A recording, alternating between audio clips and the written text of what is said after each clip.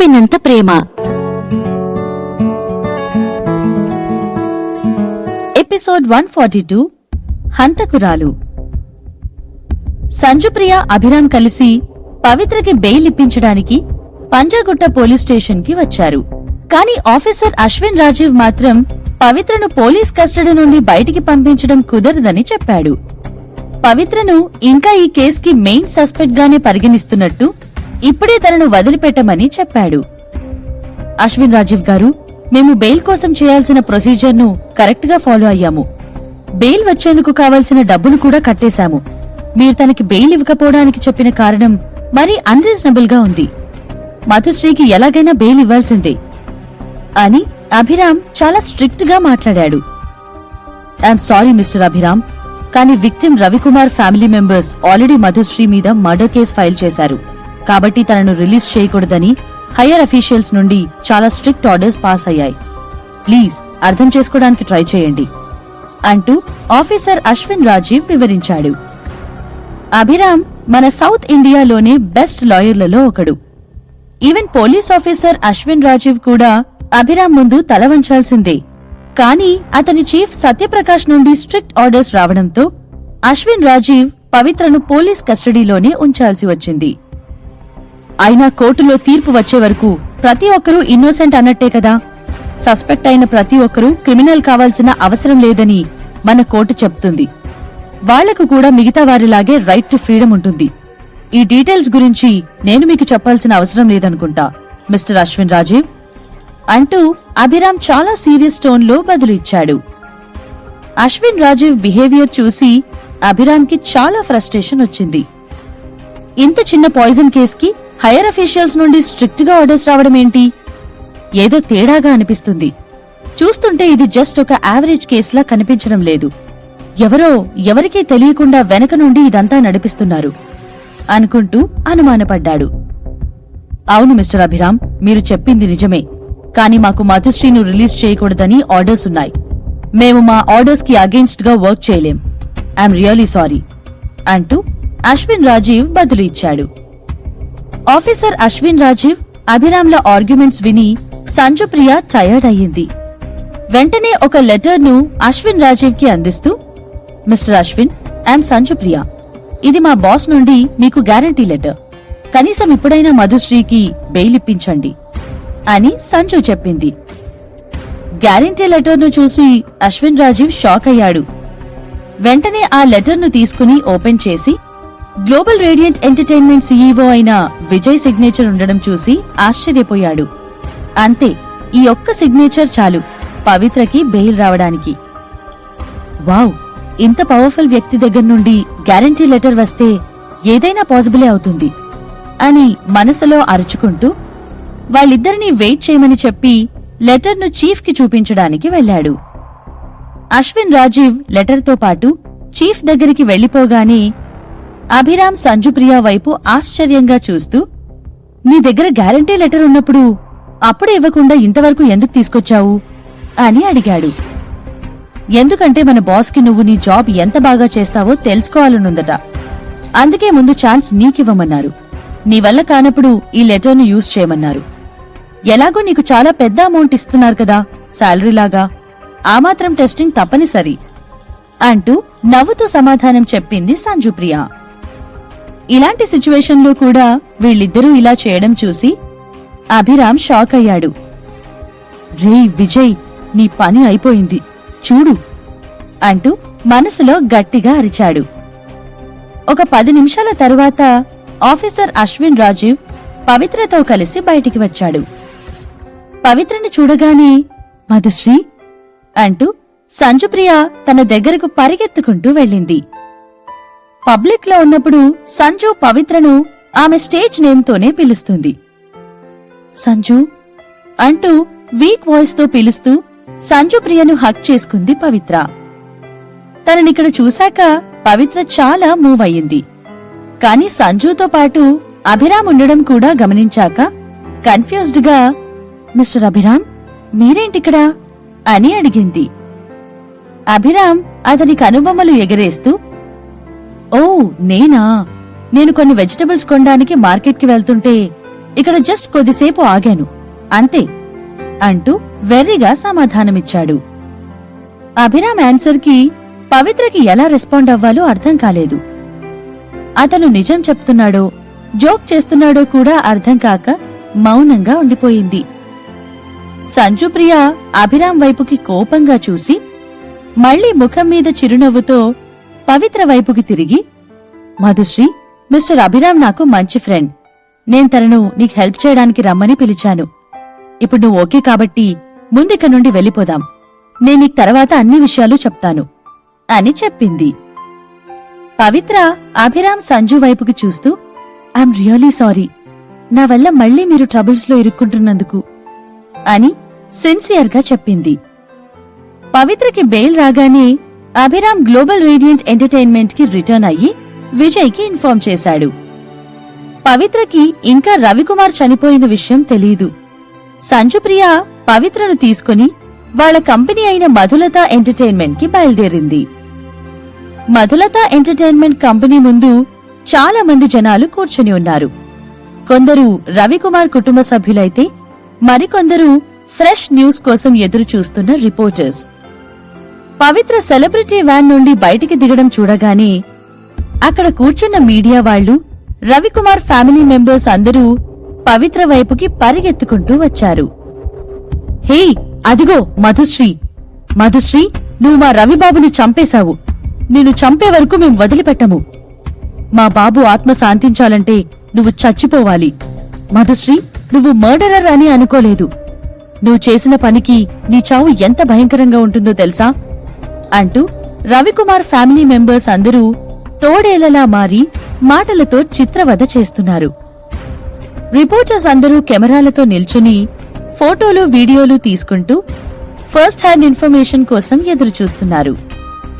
పవిత్ర తన ముందు నిల్చున్న కొంతమంది ఆడవారి వైపు చూసింది.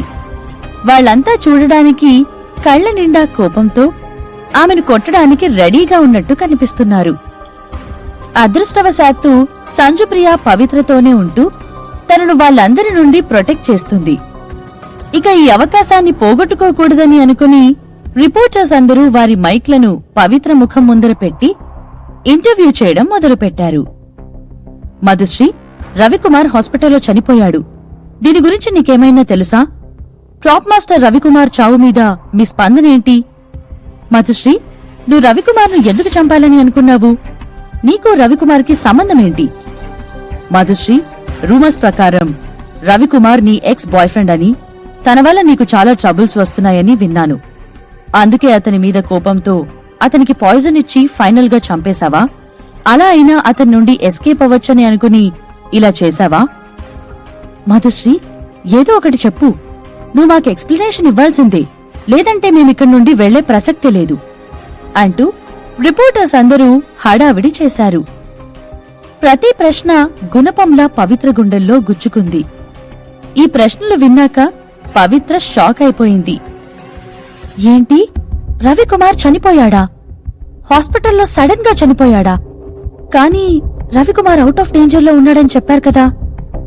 ఇంత సడన్ గా చనిపోవడం ఏంటి? అసలేం జరుగుతుంది అని అనుకుంటూ పవిత్ర చాలా కన్ఫ్యూజ్ అయ్యింది. తను పోలీస్ స్టేషన్ ఏం జరుగుతుంది అని అనుకుంటూ పవిత్ర చాలా కన్ఫ్యూజ్ అయ్యింది. తను పోలీస్ స్టేషన్ నుండి బయటికి రాగానే ఒరిజినల్ గా హాస్పిటల్ కి వెళ్లి రవికుమార్ను కలవాలని అనుకుంది పవిత్ర. అతనికి స్పృహ రాగానే అసలేం జరిగిందో, సిమెంట్లోకి కెమికల్ ఎలా కలిసిందో అడగాలని అనుకుంది. కాని ఇప్పుడు తనకు ఆ అవకాశం లేదు. రవికుమార్ ఆల్రెడీ తిరిగి రాని లోకాలకు వెళ్లిపోయాడు. రవికుమార్ చనిపోయాడంటే తను ఇన్నోసెంట్ అని ప్రూవ్ చేసుకోవాల్సిన చివరి అవకాశం కూడా అయిపోయిందని పవిత్ర ఇప్పుడే రియలైజ్ అయ్యింది. ఇక అతని చావుతో ఈ కేస్ సాల్వ్ చేయడం మరింత కష్టంగా, కాంప్లికేటెడ్ గా మారిపోతుందేమో అని పవిత్ర భయపడుతుంది. పవిత్ర సంజుప్రియ ప్రొటెక్షన్తో రిపోర్టర్స్ నుండి తప్పించుకుంటూ కంపెనీ బిల్డింగ్ లోకి వెళ్లడానికి ట్రై చేయడం చూసి రవికుమార్ కుటుంబ సభ్యులలో ఒకరు ఒక బకెట్ నిండా ఉన్న రెడ్ కలర్ పెయింట్ ను తీసుకుని వచ్చి ద్వేషంతో దాన్ని పవిత్ర సంజుప్రియ మీదకి విసిరారు. ఆ రెడ్ పెయింట్ బకెట్ నుండి విసిరి కొట్టగానే ఎవరో సడన్ గా లైట్ స్పీడ్ లో పరిగెత్తుకుంటూ వచ్చి పవిత్ర మీద పడకుండా కాపాడుతాడు. ప్రతి ఒక్కరూ, ఈవెన్ పవిత్ర, సంజుప్రియ కూడా వారి సెన్సెస్ లోకి వచ్చి వాళ్లను కాపాడిన వ్యక్తిని చూసి షాక్ అయ్యారు. అది ఎవరో కాదు, హీరో కిరణ్. అక్కడికి వచ్చిన రిపోర్టర్స్, మీడియా వాళ్లంతా పెద్ద పెద్ద ఎక్స్పెక్టేషన్స్ తో రాలేదు. వాళ్లు ఇప్పటి వరకు ఈ పాయిజన్ కేసును చాలా చిన్న న్యూస్ లా ట్రీట్ చేశారు. ఎవరూ కిరణ్ ఎంట్రీను ఎక్స్పెక్ట్ చేయలేదు. కిరణ్ రాకతో న్యూస్ వాల్యూ ఇమ్మీడియట్ గా డబుల్ అయ్యింది. ఈ క్షణంలో అందరి కెమెరాలు కిరణ్ వైపే తిప్పి ఉన్నాయి. అతన్ని అందరూ ఫోటోలు, వీడియోలు తీసుకుంటున్నారు. కిరణ్ ఆ రెడ్ కలర్ పెయింట్ వల్ల కింద నుండి మీద వరకు తడిసి ముద్దైపోయాడు. అతని బ్యాక్ మొత్తం పెయింట్ వల్ల ఎర్రగా మారిపోయింది.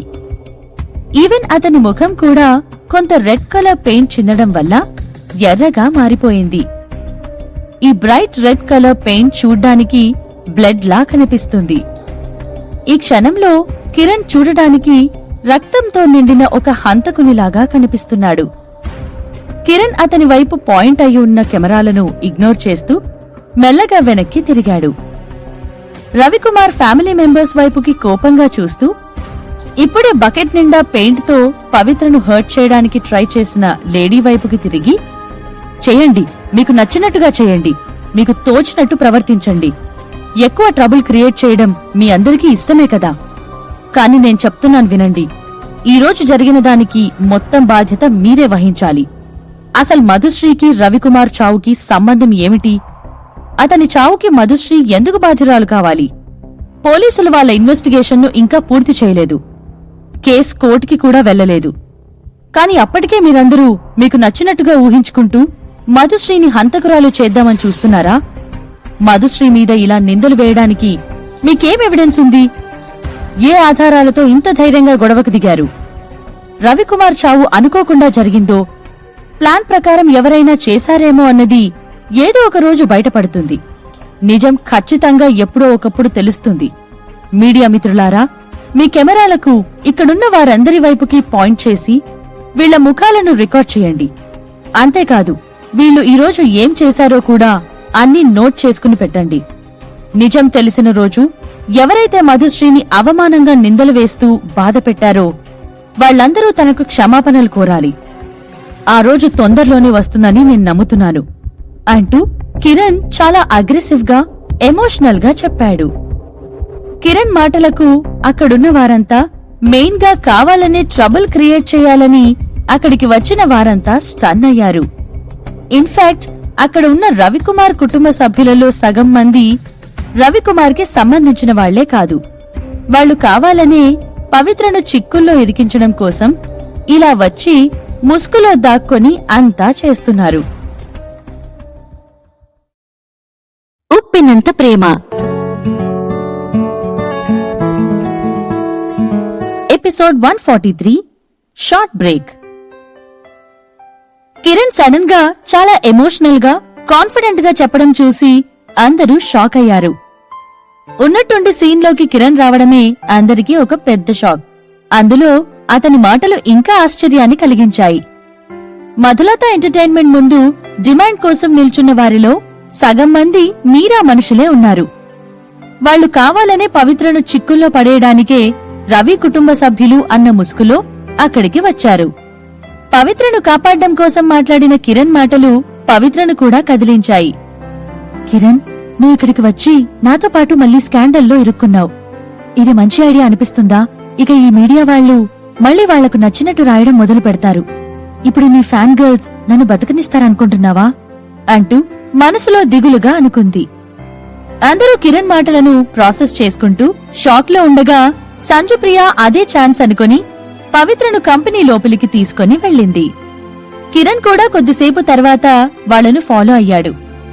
రిపోర్టర్స్ పవిత్ర వాళ్లు బిల్డింగ్ లోపలికి ఎంటర్ అవ్వడం చూసి వాళ్ల వెనుకే పరిగెత్తుకుంటూ వచ్చారు. కాని కొంతమంది బ్లాక్ కలర్ డ్రెస్ లో ఉన్న బాడీగార్డ్స్ మీడియా వాళ్లని ఆపేశారు. ఈ bodyguards Madhulatha entertainment company entrance దగ్గర గార్డ్ చేస్తూ ఉన్నారు. పవిత్ర, కిరణ్లు లోపలికి వెళ్లిన తరువాత గార్డ్స్ రిపోర్టర్స్ ను రానివ్వకుండా నిల్చొని ఉన్నారు. ఫైనల్ గా కంపెనీ బిల్డింగ్ లోపలికి ఎంటర్ అయిన తరువాత పవిత్ర కొద్దిగా సేఫ్ గా ఫీల్ అయింది. లోపలికి వచ్చాక కన్ఫ్యూజ్డ్ గా, బాధగా, సంజు, అసలేం జరుగుతుంది? రవికుమార్ చనిపోయాడా అని అడిగింది. హా, అవును. కాని నువ్వు దాని గురించి ఆలోచించకు. నేనా విషయాన్ని హ్యాండిల్ చేస్తాను. నువ్వు ముందు కొంచెం రెస్ట్ తీసుకో, అంతా సెట్ అవుతుంది అని సంజుప్రియ పవిత్రను కంఫర్ట్ చేసింది. రవికుమార్ చనిపోయాడని వినగానే పవిత్ర సైలెంట్ అయిపోయింది. ఆమె ముఖం దిగులుతో నిండిపోయింది. రవికుమార్ చనిపోయాడా, బ్రతికే ఉన్నాడా అన్నది కాదిక్కడ ముఖ్యం. ఒకవేళ వీళ్లు చెప్పేది నిజమే అయితే ఇక నుండి ఒక హంతకురాలు అన్న పేరును మోయాలి అన్న ఆలోచనకే పవిత్రకి ఫ్యూచర్ గురించి భయం వేయడం మొదలయింది. గ్లాస్ డోర్ను ఓపెన్ చేసుకుని కిరణ్ లోపలికి వచ్చాడు. అతని బాడీ మొత్తం రెడ్ కలర్ పెయింట్ తో నిండిపోయింది. పవిత్ర కిరణ్ను చూడగానే అతని దగ్గరికి వెళ్లి, బ్రో, ఆల్ ఫైన్ కదా? నువ్వు బాగానే ఉన్నావా అంటూ కంగారు పడుతూ అడిగింది. నేను బావున్నాను, ఐఎమ్ ఫైన్ మధు అని చిన్నగా నవ్వుతూ చెప్పాడు కిరణ్. ఫుల్ పెయింట్ తో తడిసిపోయిన అతని కోట్ను విప్పేసి డస్ట్బిన్ లో పడేస్తూ సంజుప్రియ వైపుకి వచ్చాడు. ప్రెసిడెంట్ సంజు, నాకు తెలిసి నేనీరోజు ఒక హీరోలా వచ్చి మీ మీద పెయింట్ పడకుండా కాపాడాను. దానికి కాంపెన్సేషన్ గా నువ్వు నాకొక మంచి డ్రెస్ ను కొనివ్వాలి అని అడిగాడు. సంజుప్రియ కిరణ్ వైపు కోపంగా చూస్తూ, మిస్టర్ కిరణ్, నిన్ను ఎవరు వచ్చి మమ్మల్ని కాపాడమని అడగలేదు. అది నీ పర్సనల్ డూయింగ్ అని చెప్పి అక్కడ్నుండి తన ఆఫీస్కి వెళ్లిపోయింది. తనకు కిరణ్ హెల్ప్ అస్సలు అవసరమే లేదు. ఇంకా చెప్పాలంటే కిరణ్ రాక వల్ల చిక్కులు ఇంకా ఎక్కువయ్యాయి కాని తక్కువ కాలేదని సంజు ఫీల్ అవుతుంది. అంతేకాదు, ఇక మళ్లీ మీడియా వాళ్లు ఎలాంటి నాన్సెన్స్ రాస్తూ పవిత్రను ఇబ్బంది పెడతారు అంటూ దిగులు పడింది. సంజు రిప్లైకి కిరణ్ షాక్ అయ్యాడు. నా పర్సనల్ డూయింగ్ అంటే ఏంటని అర్థం? నేను కరెక్ట్ టైంకి ఇక్కడికి రాకపోయి ఉంటే వీళ్ళిద్దరూ రెడ్ పెయింట్ తో తడిసిపోయేవారు. కనీసం థ్యాంక్స్ అయినా చెప్పకుండా ఇలా అంటుందేంటి అని ఆశ్చర్యపోయాడు. వారికి హెల్ప్ చేయడం కోసం పెయింట్లో తడిసి ముద్దైనా కూడా అతని సంజుప్రియ పట్టించుకోకపోవడం చూసి సాడ్ గా ఫీల్ అయ్యాడు. కాని పవిత్ర కిరణ్ ను చూసి బ్యాడ్ గా ఫీల్ అవుతూ, కిరణ్ బ్రో, నువ్వేం వరి అవ్వకు. నేను పుష్పాకి చెప్పి నీకు కొత్త క్లోత్స్ కొనమంటాను అని చెప్పింది. పవిత్రకి తన వల్ల అందరూ చిక్కుల్లో పడడం చూసి బాధగా అనిపించింది. అందుకే కిరణ్ కి కాంపెన్సేట్ చేయాలని ఫీల్ అయ్యింది. కిరణ్ కి నిజంగా కొత్త డ్రెస్ అవసరం లేదు. అతను కేవలం సంజుప్రియతో క్లోజ్ అవ్వడానికి, తనతో మాట్లాడడానికి ట్రై చేస్తున్నాడు. పవిత్ర బాధపడ్డం చూసి, హే బ్రో, ఇట్స్ ఆల్ రైట్, నేను సెటిల్ చేసుకుంటాను. ముందు నువ్వు వెళ్లి కొంత రెస్ట్ తీసుకో అని చెప్తూ ఒక అష్యూరింగ్ స్మైల్ ఇచ్చాడు. కరెక్ట్ గా అదే సమయానికి పుష్ప లోపలికి వచ్చి, హే మధుశ్రీ, మిస్టర్ కిరణ్ చెప్పింది నిజమే. నువ్వు వెళ్లి ఆ సైడ్ రూమ్ సోఫాలో రెస్ట్ తీసుకో. నేను నీకోసం ఒక పిల్లో, బ్లాంకెట్ కూడా అరేంజ్ చేశాను అని ఒక గది వైపు చూపిస్తూ చెప్పింది. ఓకే అయితే, థాంక్యూ పుష్ప, నేను వెళ్తాను. మీరిద్దరూ మాట్లాడుతూ ఉండండి అని పవిత్ర చెప్పింది. నో ప్రాబ్లం అంటూ నవ్వుతూ పవిత్రను ఒక పీస్ఫుల్ గదికి తీసుకుని వెళ్ళింది. తర్వాత ఒక క్లీన్ టవల్ ను తీసుకెళ్లి కిరణ్ కి క్లీన్ చేసుకోవడం కోసం ఇచ్చి రిసెప్షన్ దగ్గరికి వెళ్లిపోయింది పుష్ప. పవిత్ర ఒక డే మొత్తం పోలీస్ స్టేషన్లోనే గడపడం వల్ల తనకు సరిగ్గా నిద్రలేదు. అందుకే తను చాలా టయర్డ్ గా ఫీల్ అయింది. ఈ టైంలో పవిత్రకి కావాల్సింది కొంత నిద్ర. పవిత్రకి ఈ సమయంలో విజయ్ ముందుకు వెళ్లడం ఇష్టం లేదు.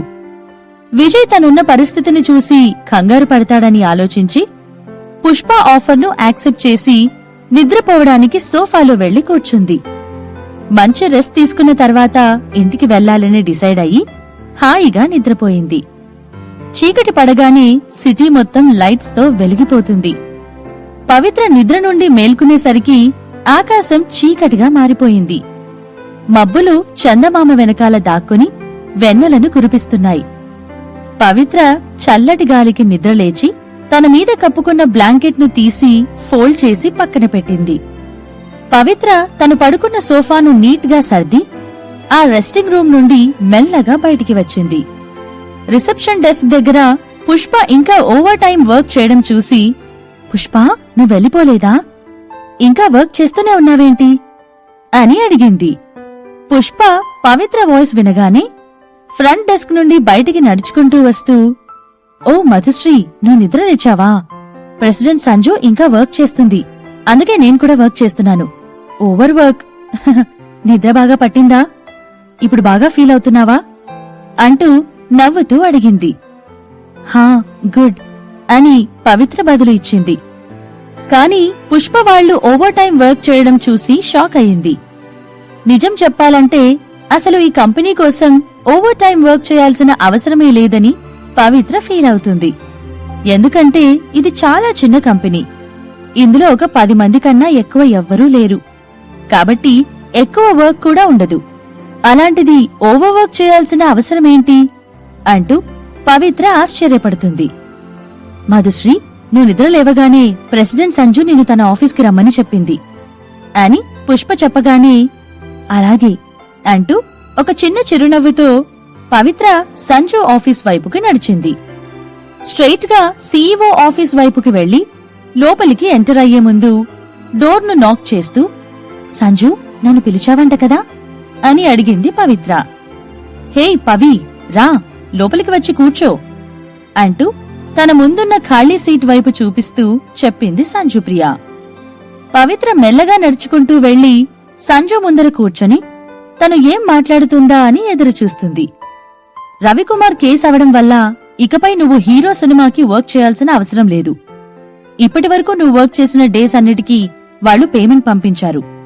ఇదిగో ఒకసారి చెక్ తీసుకుని చూడు, టోటల్గా 1,00,000 రూపాయలుంటాయి అని చెప్తూ సంజుప్రియ ఒక పెద్ద పేపర్ కవర్ను పవిత్ర వైపుకి తోసింది. పవిత్ర చాలా ఆశ్చర్యంగా ఎన్వెలప్ తీసుకుని ఓపెన్ చేసి డబ్బులు ఉండడం గమనించింది. వెంటనే కన్ఫ్యూజ్డ్ గా, సంజు, ఇందులో ఇంత డబ్బు ఉందేంటి అని అడిగింది. స్టంటుమెన్ కి మార్కెట్లో ఉన్న పేమెంట్ను బట్టి చూసుకుంటే పవిత్రకి ఇంత డబ్బు రాకూడదు. పవిత్ర చాలా కష్టపడి వర్క్ చేసినా కూడా తనకు 50,000 రూపాయల కన్నా ఎక్కువగా రావని ముందే కౌంట్ చేసుకుంది. అలాంటిది 1,00,000 రూపాయలు ఎలా ఇచ్చారు అని చాలా సర్ప్రైజ్ అయ్యింది. ఈ డబ్బు మొత్తం నీ కష్టార్జితం. ఇదంతా నీ పర్ఫార్మెన్స్ కిచ్చిందే. డైరెక్టర్ వేణుగోపాల్ నీ పేమెంట్ ను లీడ్ యాక్ట్రెస్ కి ఇచ్చేదానిలో 1/4 ఇవ్వాలని నిర్ణయించుకున్నారు. మేబీ డైరెక్టర్ కి నీ పర్ఫార్మెన్స్ చాలా సాటిస్ఫాక్షన్ ఇచ్చినట్టుంది అంటూ సంజుప్రియ ఎక్స్ప్లెయిన్ చేసింది. సంజు, నేనిప్పుడు మధులత ఎంటర్టైన్మెంట్ లో ఒక ఆర్టిస్ట్ను. లెక్క ప్రకారం ఈ డబ్బును కంపెనీ నేను కలిసి డివైడ్ చేసుకోవాలి. కాబట్టి నేను మొత్తాన్ని తీసుకోలేను అని పవిత్ర వెంటనే ఆ ఎన్వలప్ ను టేబుల్ మీద పెడుతూ చెప్పింది. పవిత్ర చాలా కేర్ఫుల్ గా ఆలోచించింది. తను మధులత ఎంటర్టైన్మెంట్ లో జాయిన్ అయ్యాకే ఆమెకి శాలరీ వచ్చింది కాబట్టి కంపెనీకి కొంత షేర్ ఇవ్వడమే కరెక్ట్ పద్ధతి. అంతేకాదు, తను కంపెనీలో జాయిన్ అయ్యి చాలా రోజులవుతున్నా కూడా ఇప్పటి వరకు ₹1 కూడా లాభం తీసుకురాలేకపోయినందుకు పవిత్ర చాలా బ్యాడ్ గా ఫీల్ అయ్యింది. ఇంతవరకు తనను ప్రతి సిచ్యువేషన్లో మధులత టీం హెల్ప్ చేస్తూనే వచ్చింది. అందుకే పవిత్ర కంపెనీకి తన వంతు సహాయం చేయలేకపోతున్నందుకు బాధపడింది. హే పవి, నో నీడ్, అవసరం లేదు. జస్ట్ ఈ డబ్బును నీ దగ్గర పెట్టుకో. ఈ డబ్బును నువ్వు నీ హార్డ్ వర్క్ తో సంపాదించావు.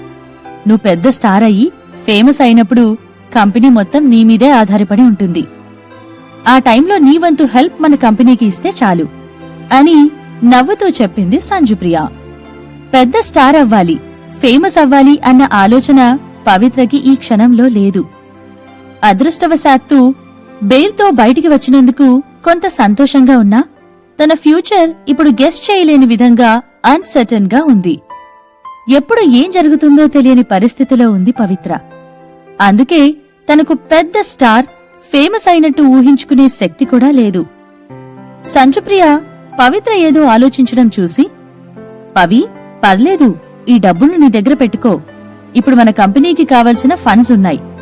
ఎలాగో నీకు ఇంకొన్ని రోజుల వరకు షూటింగ్ లేదు కాబట్టి నువ్వు ఈ టైంను యూజ్ చేసుకుని రెస్ట్ తీసుకో. ఫ్రెష్ అయ్యి హ్యాపీ పవికుట్టిగా తిరిగి రావాలి, ఓకే అంటూ పవిత్రను కంఫర్ట్ చేసింది.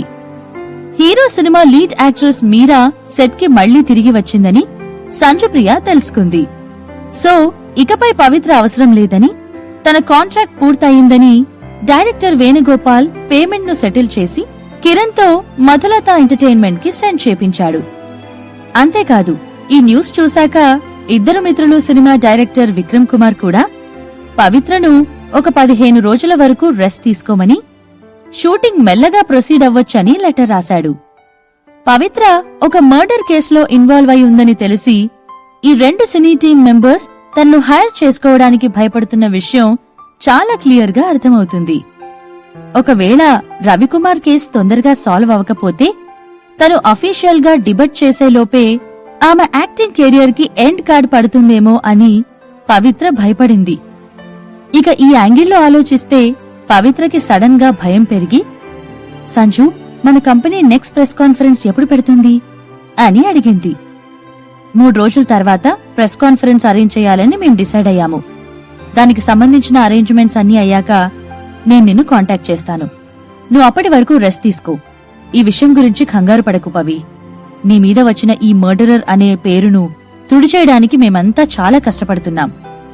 ఎట్టి పరిస్థితుల్లోనూ నీకు హాని జరగనివ్వము అని సంజుప్రియ పవిత్ర కళ్లలోకి చూస్తూ చెప్పింది. Thank you so much Sanju. నేను నిన్ను, మన కంపెనీని నమ్ముతాను.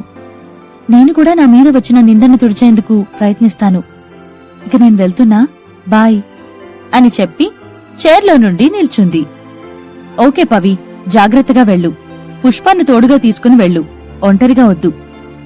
ఫ్రంట్ ఎంట్రన్స్ నుంచి కాకుండా బ్యాక్ డోర్ నుండి వెళ్ళిపో అని సంజుప్రియ చెప్పింది.